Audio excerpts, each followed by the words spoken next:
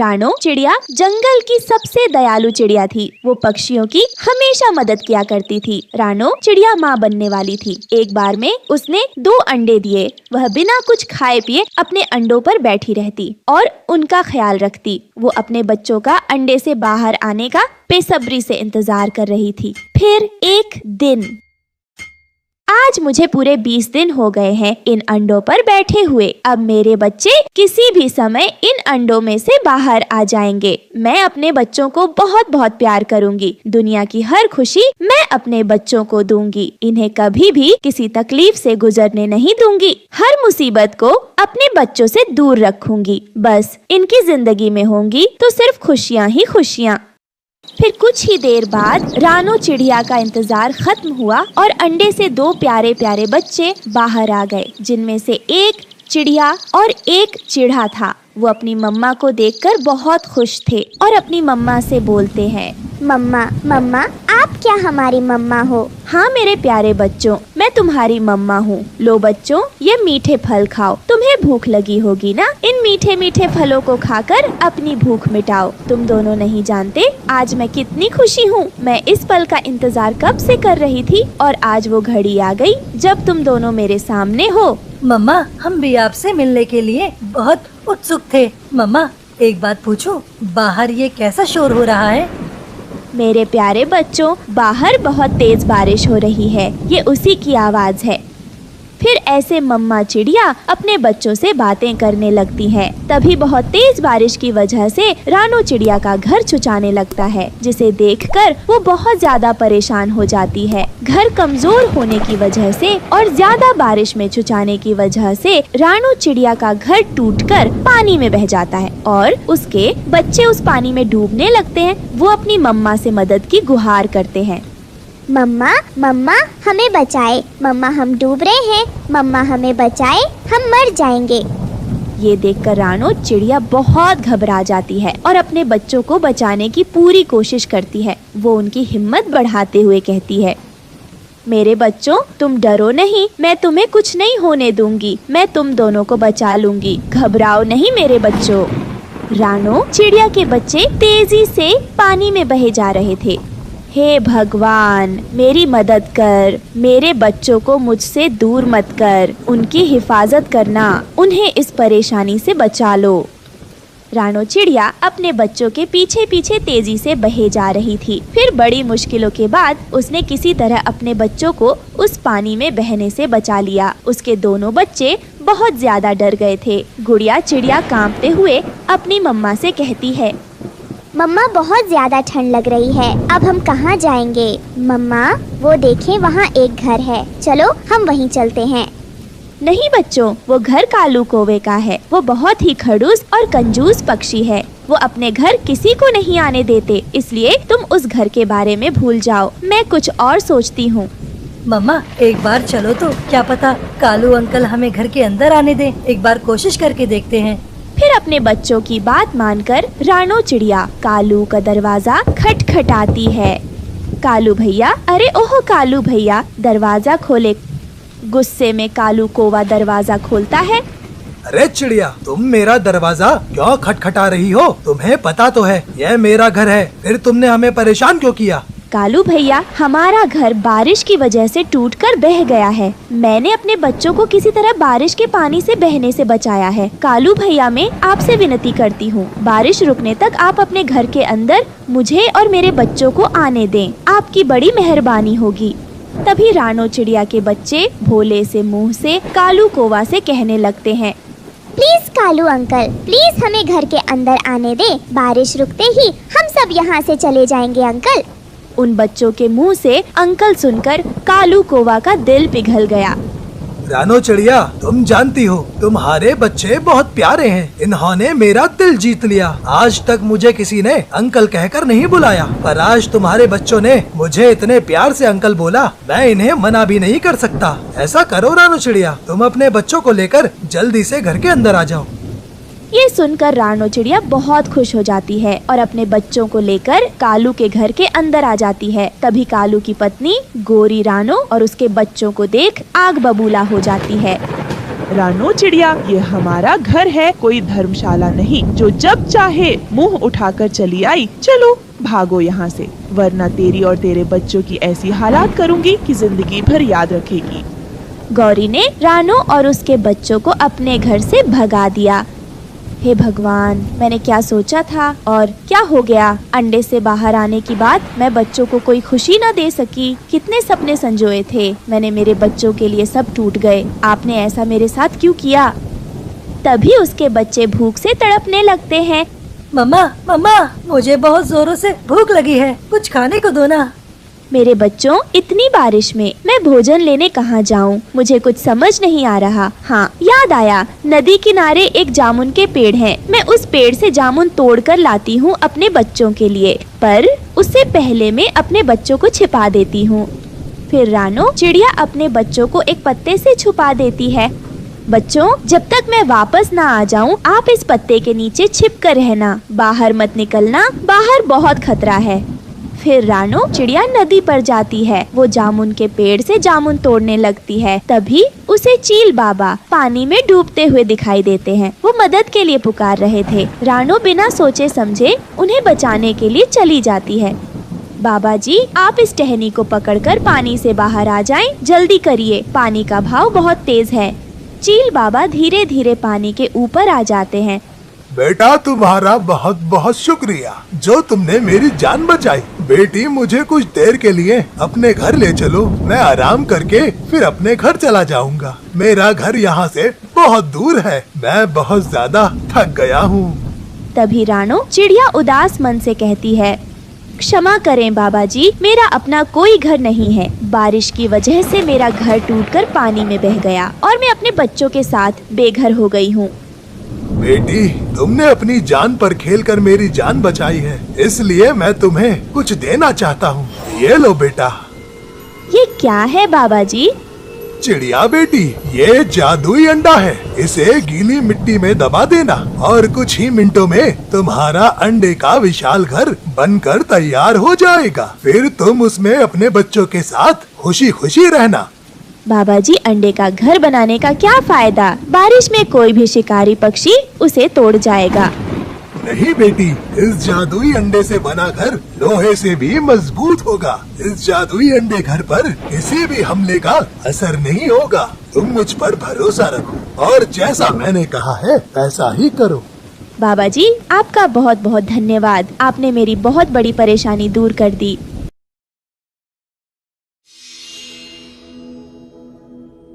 दोस्तों, आपको हमारी आज की कहानी कैसी लगी? हमारी कहानी को लाइक करें, कमेंट करके अपनी राय हमें दें। आपके कमेंट और लाइक हमारे हौसले को बढ़ाते हैं। अगर आप हमारे चैनल पर नए आए हैं तो हमारे चैनल को सब्सक्राइब करना ना भूले। आपका धन्यवाद। रानो चिड़िया भोजन की तलाश में जंगल में बैठी हुई थी और बारिश भी बहुत तेज हो रही थी। तभी रानो की नजर काली काली एक चीज पर पड़ती है। जब रानो उस काली सी चीज के पास आती है तो देखती है कि वो तो एक कौवा था जो कि घायल अवस्था में पेड़ से बंधा हुआ था। मुझे बचा लो चिड़िया, मुझे मरने से बचा लो। कौवे, आपको ऐसे किसने घायल अवस्था में इस पेड़ से बांध दिया है? वो उल्लुओं ने मुझे बहुत मारा और मेरे सारे पैसे लेकर भाग गए और मुझे इस पेड़ से बांध गए। बहुत दुष्ट थे वो सब। तुम्हारे पैसे भी छीन कर ले गए, फिर तुम्हें उन्होंने इस पेड़ से क्यों बांध दिया? वो मुझे इसलिए यहाँ बांध गए ताकि मैं यहाँ तड़प तड़प कर मर जाऊं और किसी को कोई बात ना बता पाऊं। कौवे, मैं तुम्हें अपने घर ले जाती हूँ और जब तक तुम ठीक ना हो जाओ तुम मेरे घर रहना।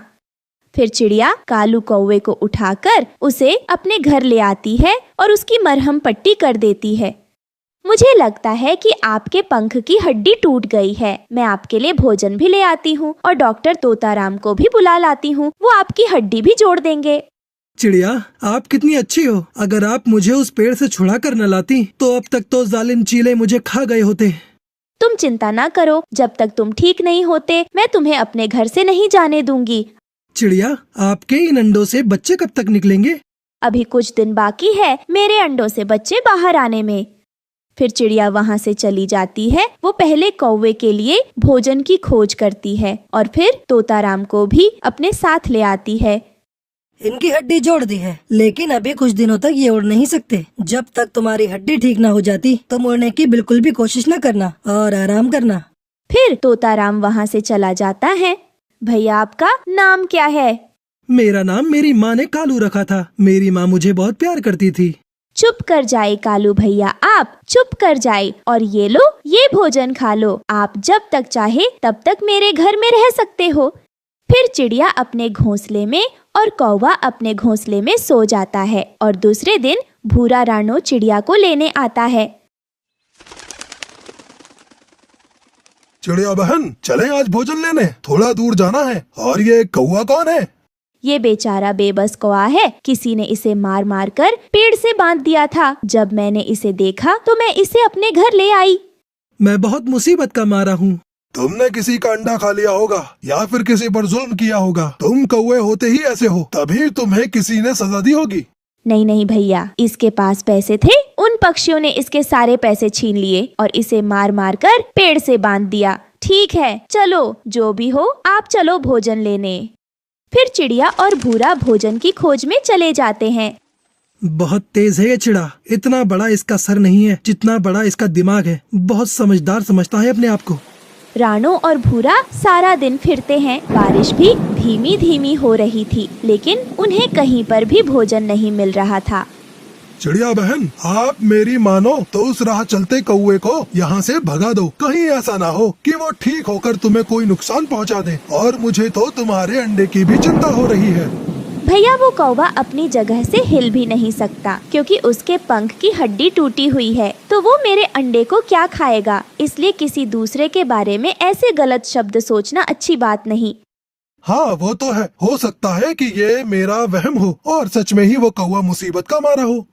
नहीं कालू नहीं, अगर मैंने अभी इस चिड़िया के अंडे को खाया तो मैं पकड़ा जाऊंगा। पहले मेरे पंख अच्छे से ठीक हो जाएं, फिर मैं इन अंडों को खाऊंगा। तब तक मुझे अपने आप पर काबू रखना होगा।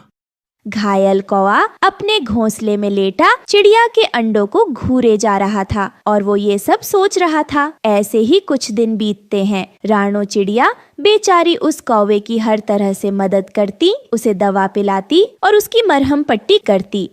कौवे भैया, आज भोजन थोड़ा ही मिला है, बस एक ही आम है, आप ही खा लो।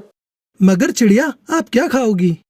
कालू, आप मेरी चिंता ना करें, मैं कल कुछ ढूंढकर खा लूंगी। फिर कालू आम खाने लगता है। अब कालू कौवा थोड़ा सा ठीक हो गया था। जब चिड़िया भोजन लेने के लिए गई हुई थी तो कालू कौवा चिड़िया के घर में थोड़ा उड़ता है। अब मैं ठीक हो गया हूँ, अब मैं उड़ भी सकता हूँ, अब मैं ठीक हो गया हूँ। ये कहकर कालू कौवा खुशी खुशी में उछलने लगता है और उछलते उछलते उसकी नजर फिर से चिड़िया के दोनों अंडों पर पड़ती है और वो अपनी पुरानी आदत से मजबूर था, उससे तो रहा ही नहीं जाता। वो एक चिड़िया का अंडा तोड़कर खा लेता है। अंडा खाने के बाद उसे ख्याल आता है कि वो चिड़िया को क्या जवाब देगा। मैं अब चिड़िया से क्या झूठ बोलूँगा। फिर उसी दिन भूरा और चिड़िया उड़ते उड़ते दूसरे जंगल में पहुंच जाते हैं, जहां उन्हें एक कौवी रोती हुई दिखाई देती है। तब रानो उसके पास आकर उससे पूछती है, क्या हुआ, आप ऐसे क्यों रो रही हो? चिड़िया, मेरे 3 अंडे थे, लेकिन मेरे पति ने मेरे तीनों अंडे तोड़कर खा लिए। मैं अपने अंडों को याद करके रो रही हूँ। क्या भला कोई पक्षी अपने ही अंडों को तोड़कर कैसे खा सकता हो? कालू से मेरी दूसरी शादी हुई थी, लेकिन शादी के दूसरे ही दिन कालू ने मेरे तीनों अंडे खा लिए। कालू का नाम सुनकर तो चिड़िया की जान ही निकल जाती है।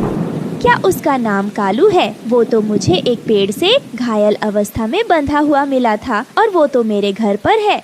चिड़िया, उसे मेरे भाइयों ने मार मार कर घायल करके उस पेड़ से बांध दिया था और वो इस लायक नहीं कि कोई उस पर नेकी करे। वो बहुत बुरा है। चिड़िया, जल्दी घर चलो, जल्दी चलो। फिर चिड़िया और भूरा जल्दी से घर आते हैं। जब चिड़िया घर आकर अपना एक अंडा टूटा हुआ देखती है तो वो रोने लग जाती है। चिड़िया, तुम मुझे गलत ना समझना। वो क्या है ना, मैं उठकर बैठने की कोशिश कर रहा था कि तभी मैं तुम्हारे इन अंडों पर गिर गया, जिस वजह से तुम्हारा एक अंडा टूट गया। मैं न कहता था कि ये कौवा मुझे शक्ल से दुष्ट लगता है। ये कहकर चिड़िया और भूरा उस कौवे को बहुत मारते हैं। वो दोनों उसे इतना मारते हैं कि उसका पंख फिर से तोड़ देते हैं और फिर चिड़िया उसे फिर से उसी पेड़ से बांध जाती है। अब मैं यहाँ से कैसे बचूंगा? बारिश भी आने वाली है। तभी जोरों की बारिश होती है और शिकारी चील शिकार की तलाश में निकलते हैं और कालू कौवा को मारकर कहा जाते हैं। तो दोस्तों, ये थी आज की कहानी और इस कहानी से हमें सीख मिलती है कि कभी किसी के साथ बुरा नहीं करना चाहिए।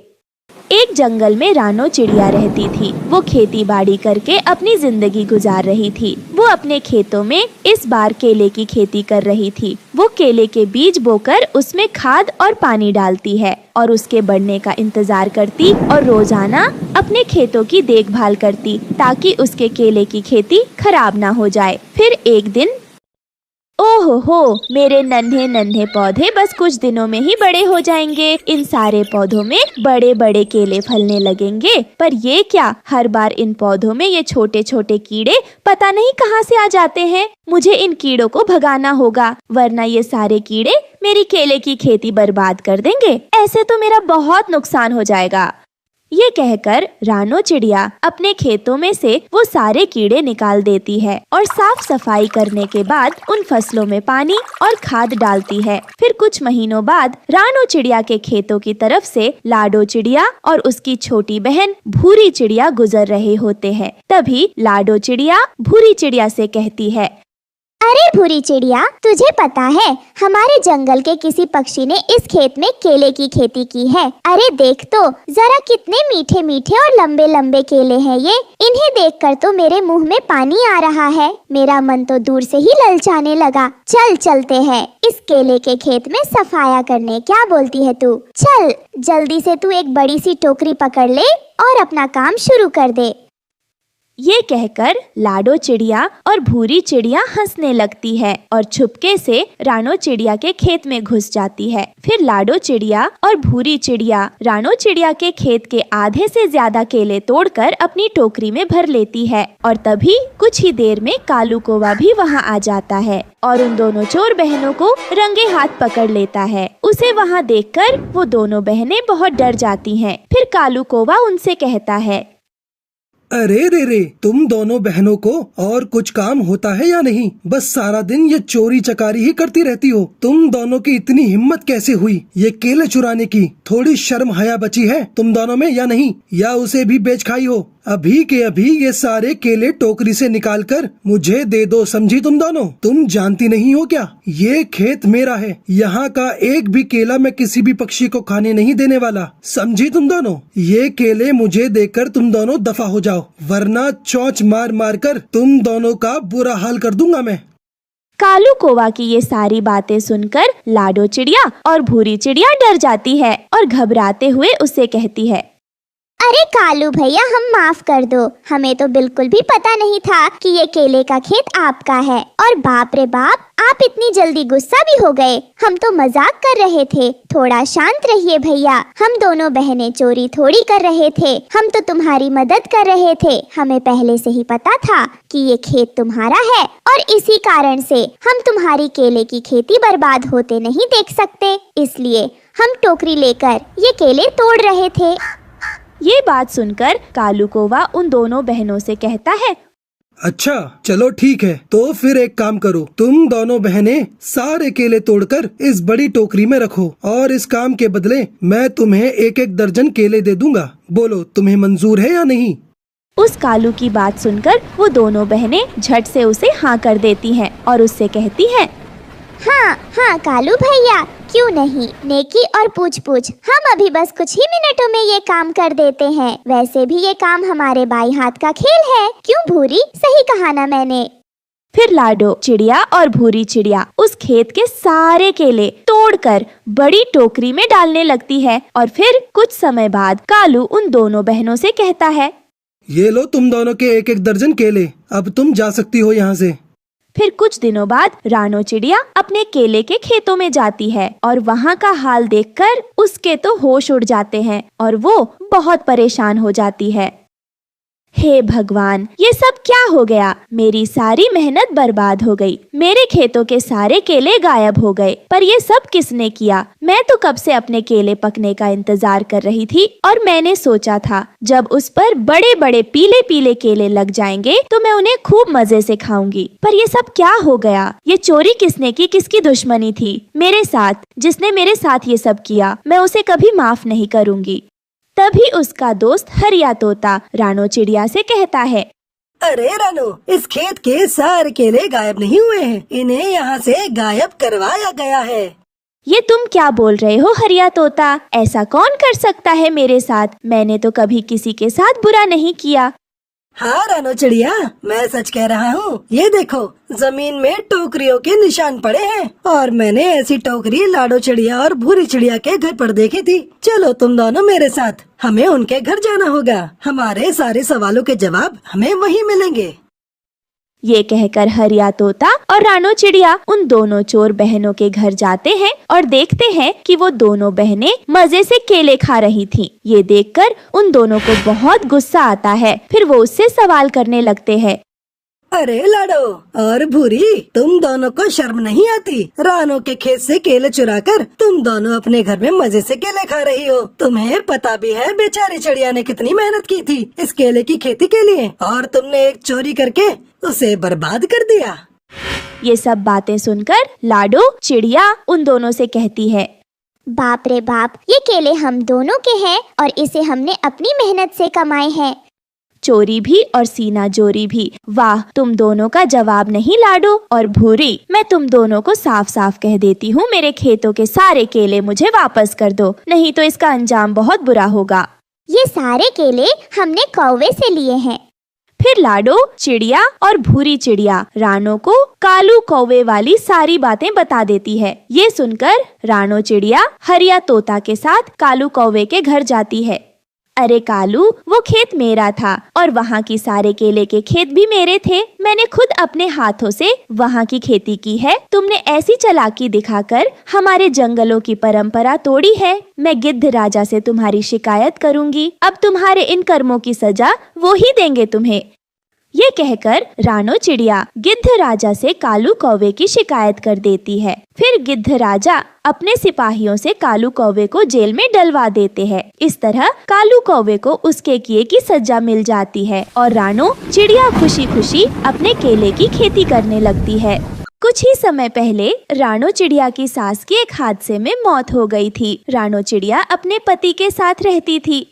बस बहुत हो गया, आज मैं नास पीटी चिड़िया को अपने घर से निकाल कर ही रहूंगा। कितनी खराब चाय बनाई है इसने, थू थू थू। रानो चिड़िया, ये तुमने कैसी चाय बनाई है? इतनी ज्यादा मीठी हो रही है। तुम मुझे मीठी चाय पिलाकर मुझे मार देना चाहती हो ताकि तुम मेरे बड़े से घर पर कब्जा कर लो, परंतु ये साजिश मैं तुम्हारी कभी कामयाब होने नहीं दूंगा। हाय रे, सुनिए जी, ये आप कैसी बातें कर रहे हैं? आप तो मेरे पति हैं, मैं भला आपके साथ ऐसा क्यों करूँगी? बस बस चिड़िया, अब तुम इस घर में नहीं रह सकती। निकल जाओ मेरे घर से फौरन। इतने सालों से मैं तुम्हें झेल रहा हूँ, लेकिन अब और नहीं। चलो मेरे घर से निकल जाओ फौरन। सुनिए जी, आपके सिवा मेरा इस दुनिया में और कोई नहीं है, मुझ पर दया करें। पापा, मैं मम्मा के साथ रहूंगी। आप बहुत गंदे हो। हाँ गुड़िया चिड़िया, तुम भी अपनी माँ के साथ निकल जाओ मेरे घर से। ये कहकर वो उन दोनों को घर से बाहर निकाल देता है। बेटा, अब हम कहाँ जाएंगे? हमारे पास तो रहने के लिए और कोई जगह नहीं है। मम्मा, आप परेशान मत हो, कोई ना कोई बंदोबस्त हो जाएगा। रात हो जाती है। रानो चिड़िया और गुड़िया चिड़िया काफी ज्यादा उदास बैठे होते हैं कि तभी वहाँ पर बंटी कबूतर आ जाता है। अरे चिड़िया, इतनी रात को तुम और गुड़िया घर से बाहर क्यों बैठी हो? क्या बात है? बंटी भैया, इनका व्यवहार बहुत बुरा हो गया हमारे साथ और आज तो उन्होंने गुस्से में आकर हम दोनों को घर से ही निकाल दिया। ना जाने अब इतनी रात में हम कहाँ जाएं। अरे रे रे रे रे रे, ये तो बहुत गलत हुआ तुम्हारे साथ। तुम तो कितनी अच्छी हो, पक्षियों की कितनी मदद भी करती हो। चलो आ जाओ, आज तुम मेरे घर में रहो, कल तुम अपना घोंसला बना लेना और फिर अपने घोंसले में रहना आराम से। आप बहुत अच्छे हो बंटी भैया, आपने मेरी मुश्किल आसान कर दी। फिर रानो चिड़िया रात कबूतर के घर में गुजारती है। सुबह हो जाती है, चिड़िया अपना घोंसला बनाने में लग जाती है और बहुत सारे तिनके से अपना घोंसला बनाने लगती है। देख बेटा, हमारा घोंसला तैयार हो गया। अब से हमें इसी घोंसले में रहेंगे। रानो चिड़िया, इस बार तो बरसात का मौसम बहुत करीब है। तुम अपने घोंसले के ऊपर छतरी लगा लेना। मेरे घर पर पड़ी है, परंतु ये कच्चा घोंसला अगली बारिशों तक नहीं चल सकेगा। तुम्हें पैसे जमा करके अपना एक पक्का घर तो खरीदना ही पड़ेगा। हाँ, तुम ठीक कहते हो बंटी भैया। अब मुझे अपना कोई कारोबार शुरू करना होगा। फिर कुछ दिन वो अपने घोंसले में आराम से गुजारती है। मम्मा, दादी को पकौड़े कितने पसंद थे। आपको याद है, हर बारिश के मौसम में दादी आपसे पकौड़े बनवा कर खाती थी। पकौड़ों का सुनकर रानो चिड़िया के दिमाग में एक उपाय आ जाता है। अरे वाह गुड़िया, मेरे पास एक बहुत अच्छा उपाय आ गया। बरसात का मौसम करीब है। अगर मैं अपना पकौड़ों का कारोबार शुरू कर लूं, तो सारे पक्षी मुझसे पकौड़े खरीद लेंगे और मेरा व्यापार बहुत अच्छे से चलेगा। हाँ मम्मा, ये उपाय तो बहुत अच्छा है। हमें ये कारोबार करना चाहिए। बस फिर एक हफ्ते के बाद जंगल में तेज बारिशें शुरू हो जाती हैं। रानो चिड़िया ने पकौड़े बनाने के लिए कुछ पैसे जमा कर लिए थे और अब तो चिड़िया ने अपनी एक दुकान भी खोली थी। आओ आओ पक्षियों, बरसात के मौसम में स्वादिष्ट गर्मा गर्म पकौड़े खाओ।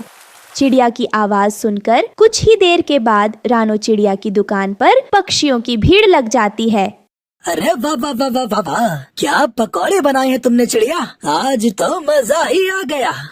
बस फिर सारे पक्षी मजे ले लेकर बहुत सारे गर्मा गर्म पकौड़े खाते हैं। रानो चिड़िया ये सब कुछ देखकर बहुत ज्यादा खुश थी, क्योंकि आज पहले ही दिन रानो चिड़िया का काफी ज्यादा मुनाफा हो रहा था। बेटी, इस पकौड़े के व्यापार से तो मुझे बहुत ज्यादा मुनाफा हुआ है। बस अब देखना, जल्द ही मैं अपना एक लकड़ियों का पक्का घर भी ले लूंगी। हाँ मम्मा, अब बस मुझे लगता है हमारे बुरे दिन अच्छे दिन में बदलने वाले हैं। बेटा, मैं एक काम करती हूँ, रात में ही पकौड़े बनाकर रख लेती हूँ। सुबह होते ही गर्म करके पकौड़े पक्षियों को दे दूंगी।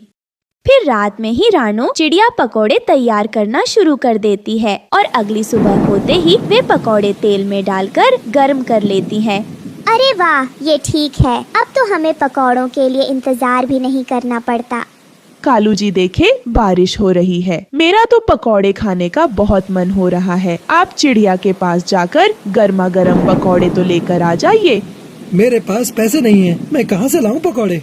कालू जी कर दी ना अपनी छोटी बात। रानो, चिड़िया बहुत दयालु है। आप उससे उधार पर पकौड़े ले आए, वे आपको मना नहीं करेगी।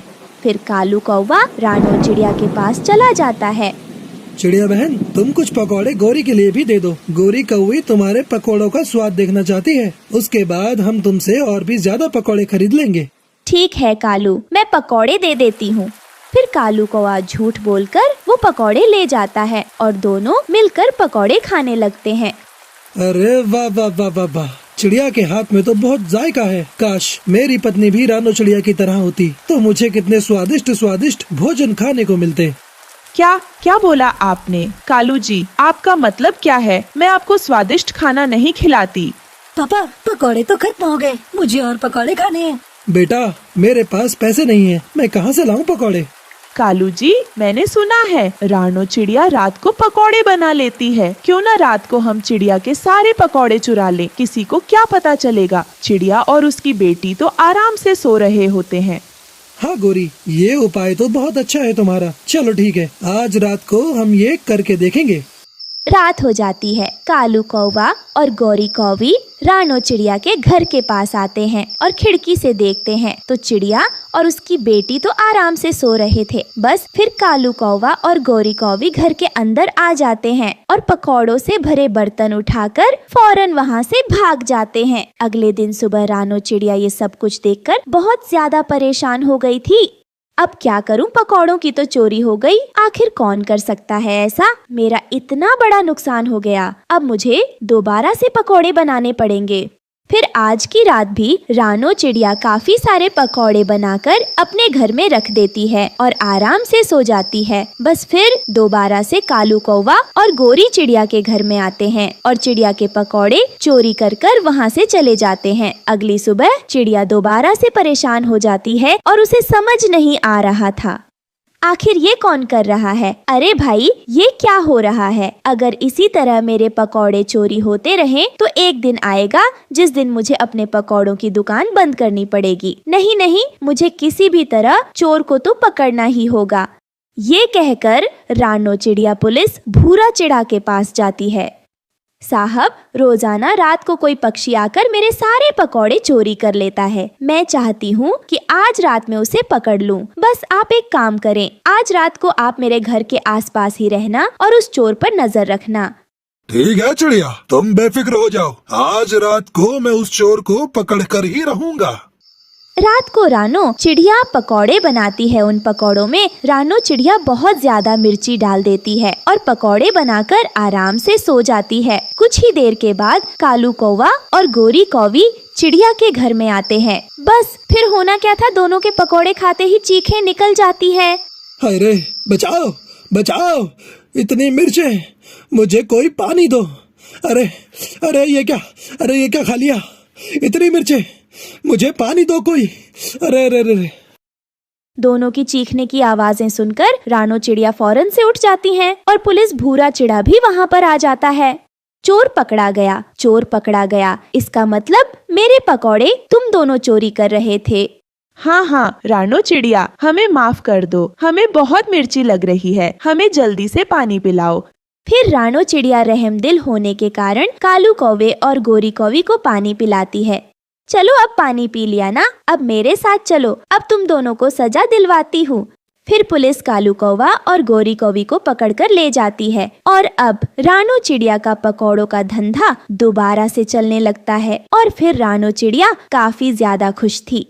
दोस्तों, बरसात के मौसम में पकौड़े खाना किस किस को पसंद है? हमें कमेंट में अपना नाम लिखकर जरूर बताएं। हमें आपके कमेंट का बेसब्री से इंतजार रहता है।